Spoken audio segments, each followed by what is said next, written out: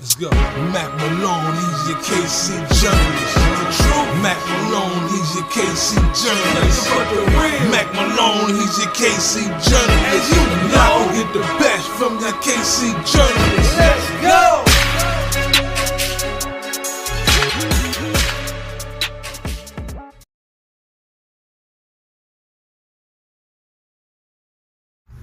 What's the deal, everybody? This is your boy Mack Malone, the KC journalist, and today we are down here at 4000 Baltimore Avenue at the Hattie Kearney house.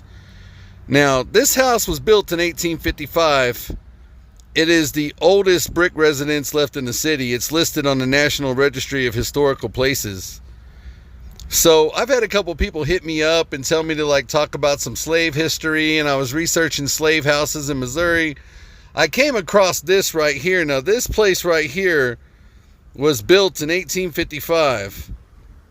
It originally sat 2 blocks away. It was relocated to this location after it was sold to be demolished. A group of ladies bought the house for $1,000, and then they raised another $5,000 to have it moved here.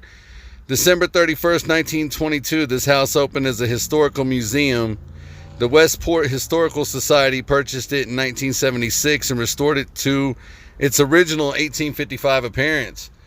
Now, this right here was the house where Charles Kearney lived. And there's just so much history with this house. Now I'm about to take you down to Union Cemetery to Hattie's grave, and we're going to kind of talk about how this all came about.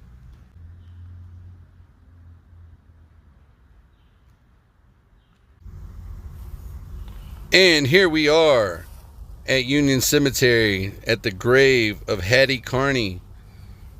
Now, this story right here was crazy. In 1854, Charles Kearney bought an enslaved girl named Harriet Hattie Drisdom Kearney for $1,300. She had came from Kentucky. Nobody knew who her parents was. She was separated from her family.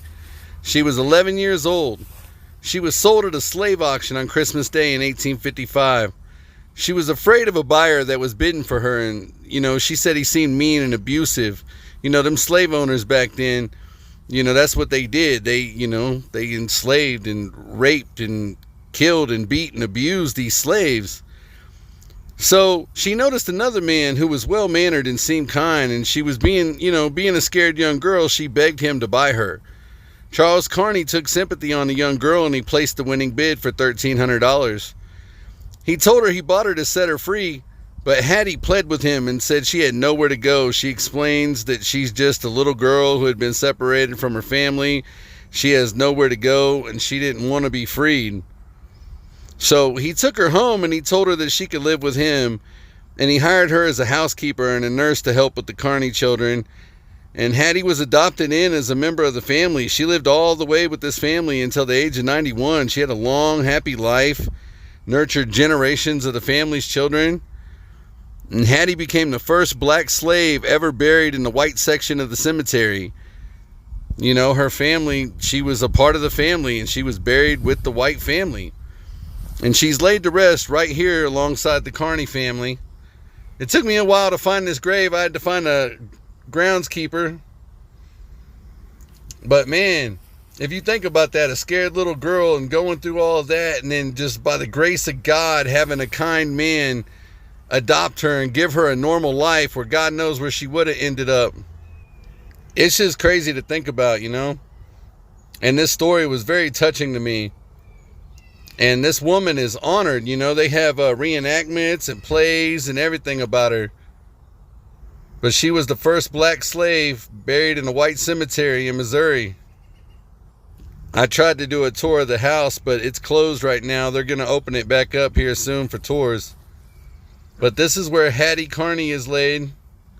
This is the Kearney burial ground right here in this section of the cemetery. This was an all-white section right here. It's just so historical. If you look around the cemetery, there's a lot of old, crazy-looking headstones and stuff. I'm gonna have to probably do a video on that. But this is your boy Mack Malone, the KC journalist, signing out. Peace. Let's go. Mack Malone, he's your KC journalist. The truth. Mack Malone, he's your KC journalist. Mack Malone, he's your KC journalist. As you know, get the best from that KC journalist. Let's go.